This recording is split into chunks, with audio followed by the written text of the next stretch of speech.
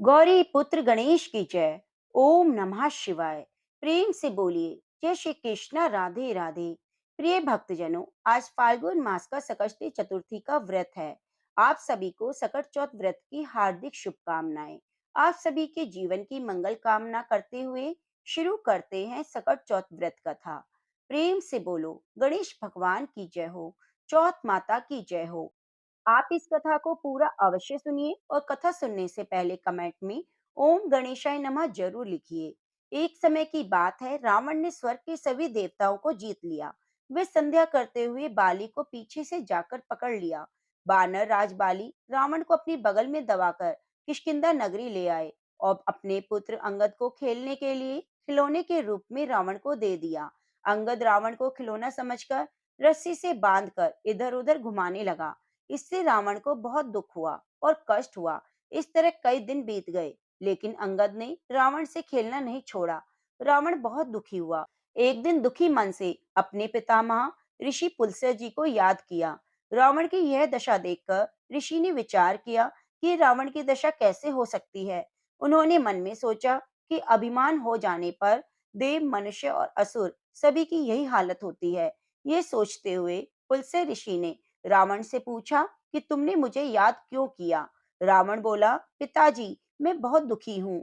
यह नगर निवासी मुझे धिक्कारते हैं। अब आप ही मेरी रक्षा करें।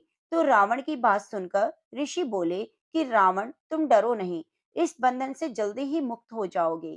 तुम विघ्नहर्ता गणेश जी का व्रत करो। पूर्व काल में वृत्तासुर की हत्या से छुटकारा पाने के लिए इंद्रदेव ने भी इस व्रत को विधि पूर्वक किया। इसलिए तुम भी विधि पूर्वक गणेश जी का व्रत करो, तुम्हें अवश्य छुटकारा मिल जाएगा। तब पितामह की आज्ञा के अनुसार रावण ने भक्ति पूर्वक इस व्रत को किया और फिर बंधन रहित हो अपने राज्य को पुनः प्राप्त किया। मान्यता के अनुसार जो भी भक्त श्री गणेश जी का फाल्गुन मास की संकष्टी चतुर्थी का व्रत श्रद्धा पूर्वक करता है, उसे जीवन में सफलता अवश्य प्राप्त होती है। तो प्रेम से बोलिए गणेश भगवान की जय हो। ओम नमः शिवाय। हर हर महादेव। प्रिय भक्तजनों, एक अन्य कथा के अनुसार सतयुग में राजा हरिश्चंद्र के राज्य में एक ऋषि शर्मा नामक तपस्वी ब्राह्मण रहते थे। पुत्र के जन्म के बाद ब्राह्मण की मृत्यु हो गई, तो पुत्र के पालन पोषण की जिम्मेदारी उनकी विधवा माँ पर आ गई। वे विधवा ब्राह्मणी भिक्षा मांगकर अपने घर चलाती और छोटे से शिशु को पालती। उसी नगर में एक कुम्हार रहता था।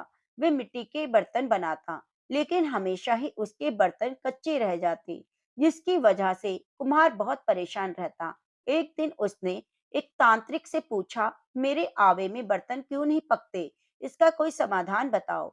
तो उसकी बात सुनकर तांत्रिक ने उसे कहा कि तुम ऐसा करो, किसी बच्चे की बलि दे दिया करो। अगले दिन कुम्हार ने घड़ों को पकाने के लिए एक बच्चे की बलि देने की सोची। उस दिन सकट चौथ का व्रत था। विधवा ब्राह्मणी ने अपने पुत्र के लिए सकट चौथ का व्रत किया। इसी बीच उसका पुत्र श्री गणेश जी की मूर्ति को अपने गले में डालकर खेलने चला गया। जाते समय उसे उस कुमार ने पकड़ लिया, मिट्टी पकाने वाले आवे में उसे डाल दिया। उधर उसकी माता अपने पुत्र को ढूंढने लगी और पुत्र के न मिलने पर वह विधवा ब्राह्मणी बुरी तरह से रोने लगी।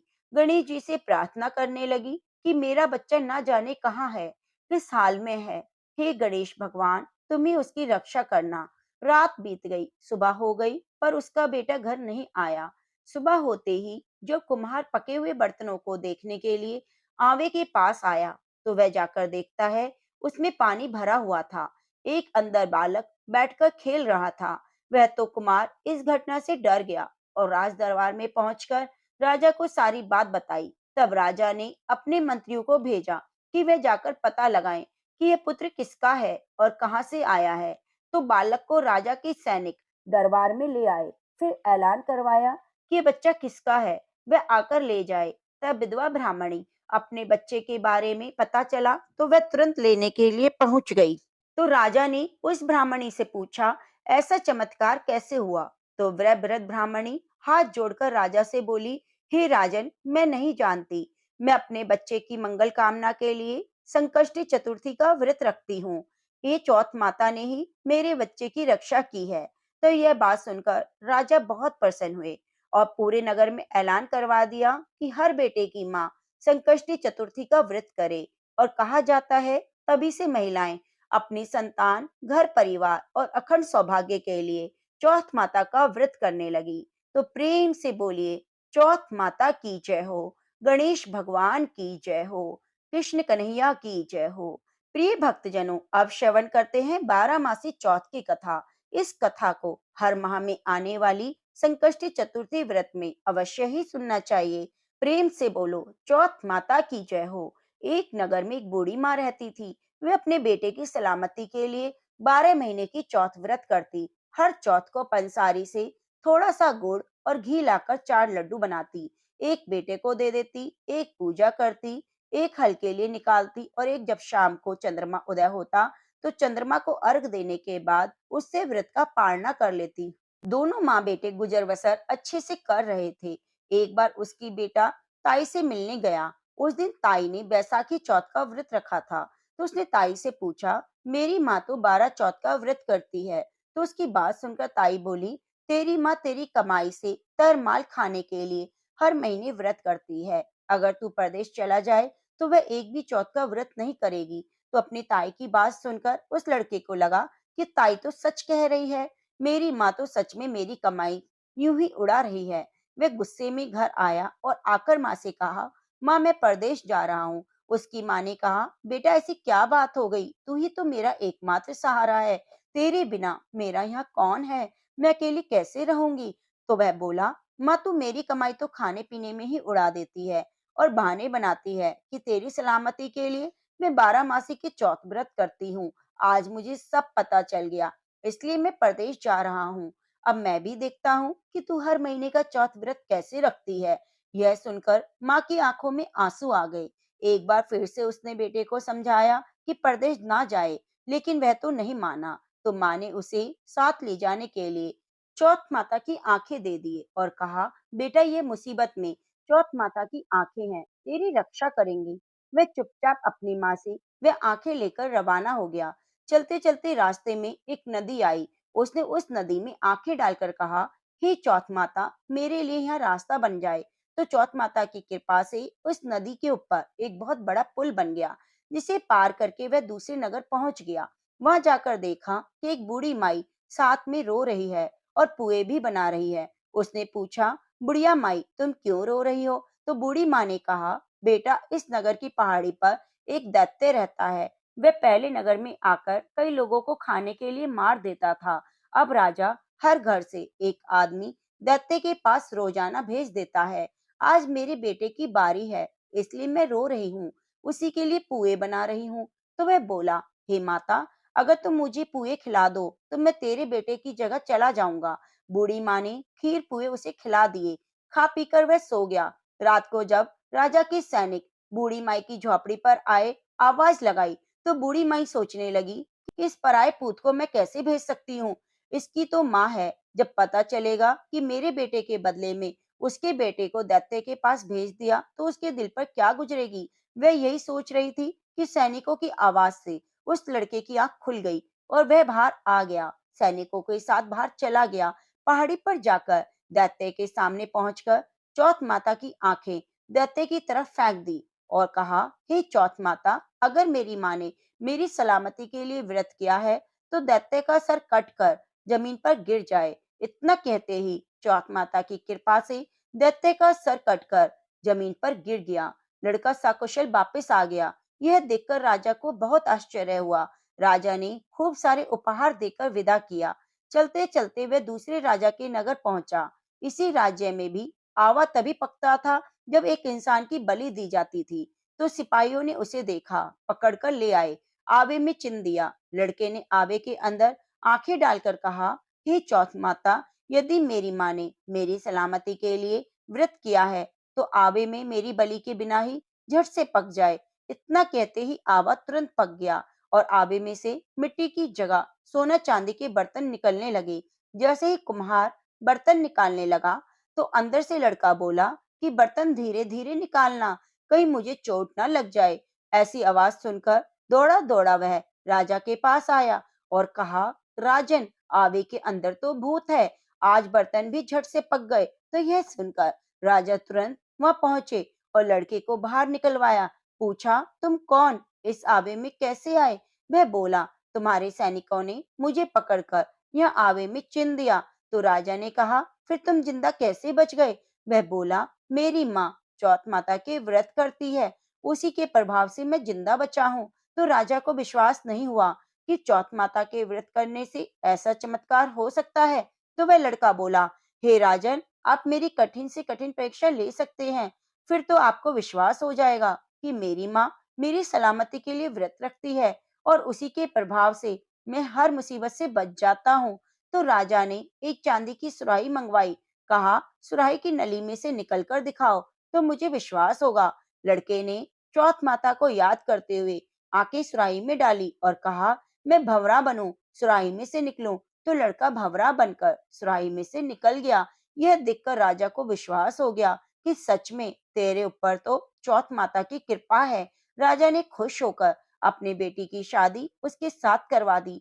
सभी लोगों को चौथ माता का व्रत करने को कहा। ऐसा करते करते कई महीने बीत गए। उसे अपनी माँ की याद आई तो उसने राजा के पास जाकर कहा कि मैं मेरे नगर की जाने की सोच रहा हूँ।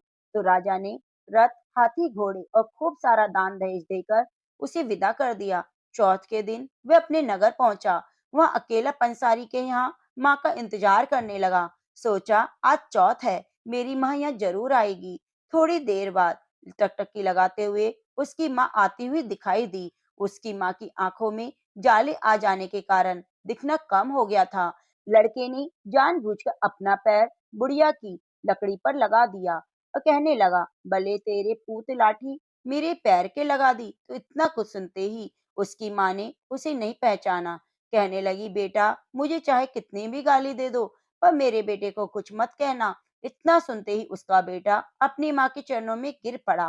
कहने लगा, माँ, मैं तेरा ही बेटा हूँ, मुझे माफ कर दो। मैंने चौथ माता का व्रत को लेकर न जाने तुमसे क्या क्या कह दिया। मुझसे गलती हो गई, मुझे माफ कर दो। इतना कहते ही उसकी माँ ने उसे गले से लगा लिया और रोने लगी। कहने लगी, बेटा, फिर भी कभी मुझे अकेला छोड़कर मत जाना। वह बोला, नहीं माँ, अब मैं तुम्हें छोड़कर कभी नहीं जाऊंगा। देखो मैं तुम्हारे लिए क्या लेकर आया हूँ। यह कहकर उसने अपनी पत्नी को आवाज लगाई तो उसकी पत्नी ने आकर सास के चरण स्पर्श किए। इतना सारा दान दहेज और शादी करके आया तो गांव वालों ने विश्वास नहीं किया कि ये बुढ़िया का ही बेटा है। बुढ़िया ने चौथ माता को याद करके कहा, हे चौथ माता, यदि मैंने ये बेटे के लिए व्रत किया है तो ये मेरा ही बेटा है। मेरे स्तनों से दूध भर जाए और उसकी धार मेरे बेटे की दाढ़ी पर और बहू की साड़ी पर गिरे तो चौथ माता की कृपा से ऐसा ही हुआ। गांव के सारे लोग चौथ माता की जय जयकार करने लगे। उसी दिन से नगर के सभी लोग चौथ माता का व्रत करने लगे। चौथ माता, जैसे आपने बूढ़ी माँ और बेटे की सहायता की, वैसे सबकी करना। कहानी कहने वाले, सुनने वाले, हुंकारा भरने वाले की करना। सभी पर अपनी कृपा दृष्टि बनाए रखना। तो प्रेम से बोलो, चौथ माता की जय हो। तो लड़कियां भी चौथ माता का व्रत करें, पूरे 12 मासी चौथ का व्रत करें। अगर संभव ना हो तो 4 बड़ी चौथ का व्रत करें। इतना ही नहीं तो 2 चौथ का व्रत तो हर महिला को करना चाहिए। हे चौथ माता, जैसे तुमने बुढ़िया माई को और उसके बेटे को दिया, वैसे सबको कर देना। प्रेम से बोलो, चौथ माता की जय हो, गणेश भगवान की जय हो।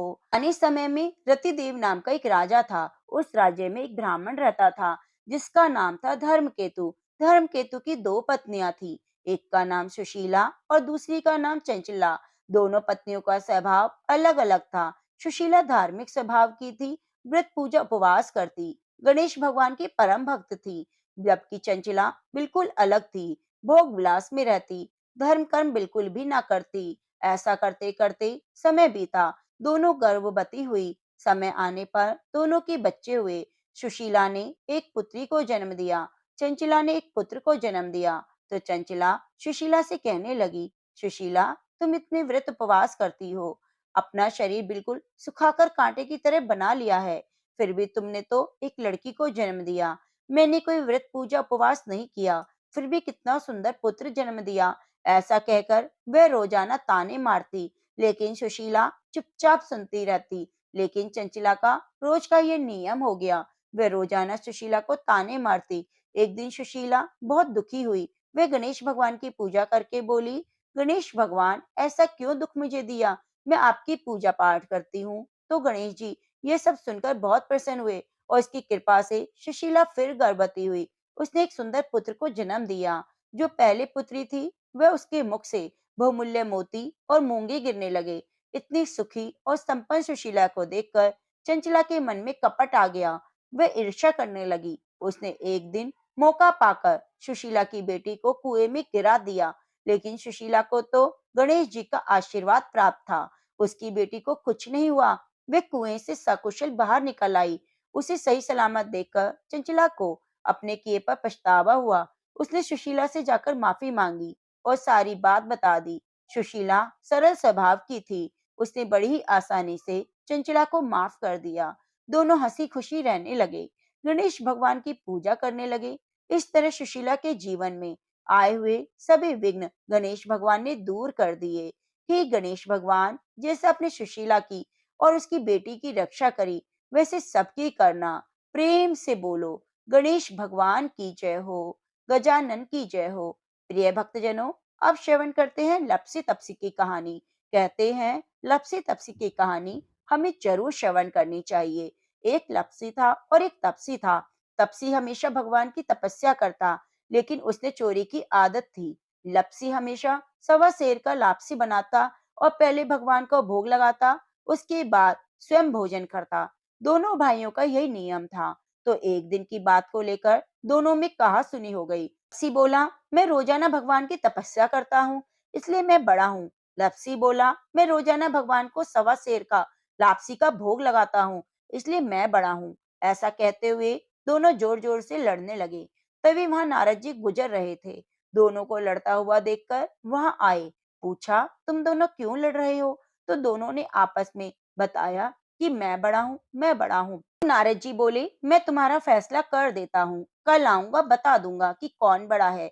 दूसरे दिन लापसी और तपसी नहा धोकर अपनी रोज की भक्ति करने आए। नारद जी ने छुपकर 1.25 करोड़ की एक अंगूठी उन दोनों के आगे गिरा दी।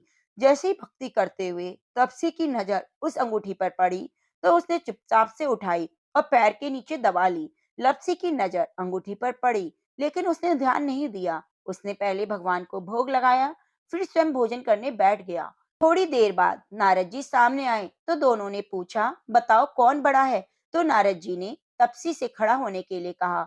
वह खड़ा हुआ तो पैर के नीचे दबी हुई अंगूठी दिखाई दी। नारद जी ने तपसी से कहा, तपस्या तो तुम करते हो, इतनी तपस्या करने के बाद भी तुम्हारी चोरी करने की आदत नहीं गई। ये अंगूठी मैंने ही तुम दोनों के आगे गिराई थी। मैं ये देखना चाहता था कि तुम दोनों के मन में लालच है कि तूने तो अंगूठी दिखाई पड़ते ही जल्दी से पैर के नीचे दबा ली। लेकिन लप्सी ने अंगूठी पर ध्यान जाने के बाद भी अंगूठी को नहीं उठाया। वह सिर्फ भगवान की पूजा में ही ध्यान लगाए रहा, उन्हें भोग लगाया और बाद में स्वयं भोजन किया। इसलिए लप्सी बड़ा है। तुम्हें तुम्हारी तपस्या का कोई भी फल नहीं मिलने वाला। जितनी चाहे मर्जी तुम तपस्या कर लो, तुम्हें कोई फल नहीं मिलेगा। तो तपसी यह सुनकर बहुत दुखी हुआ और शर्मिंदा होकर नारद जी से माफी मांगने लगा। कहने लगा, आज तक की मेरी गलती माफ करो। मुझे बताओ मेरी तपस्या का फल कैसे मिलेगा? आज के बाद मैं कभी चोरी नहीं करूंगा। तो नारद जी ने कहा, यदि कोई गाय कुत्ते की रोटी नहीं बनाएगा तो फल तुझे मिलेगा। यदि कोई आदमी ब्राह्मण को भोजन कराकर दक्षिणा नहीं देगा तो उसका फल भी तुझे मिलेगा। अगर कोई सूट साड़ी देकर ब्लाउज नहीं देगा, उस पर भेंट नहीं देगा, तो भी फल तुझे मिलेगा। कोई व्यक्ति दिए से दिया जलाए तो उसका फल भी तुझे मिलेगा। अगर कोई औरत आंगन लीप कर चौका नहीं लिपेगी तो उसका फल तुझे मिलेगा। यदि व्रत कथा में सारी कहानी सुन ले और तुम्हारी कहानी ना सुने तो उसका फल भी तुझे मिलेगा। उसी दिन से हर व्रत कथा कहानी के साथ लप्सी तप्सी की कहानी भी सुनी जाने लगी। तो प्रेम से बोलिए, चौथ माता की जय हो, गणेश भगवान की जय हो। प्रिय भक्तजनों, आप सभी पर गणेश भगवान की कृपा सदा सदैव के लिए बनी रहे। कमेंट बॉक्स में जय चौथ माता अवश्य लिखना। चौथ माता आपकी सभी मनोकामनाएं पूरी करे। आप हमारे चैनल को सब्सक्राइब करके बगल में बनी घंटी को दबाना ना भूलना। मिलते हैं अगली कथा कहानियों के साथ। नमस्कार।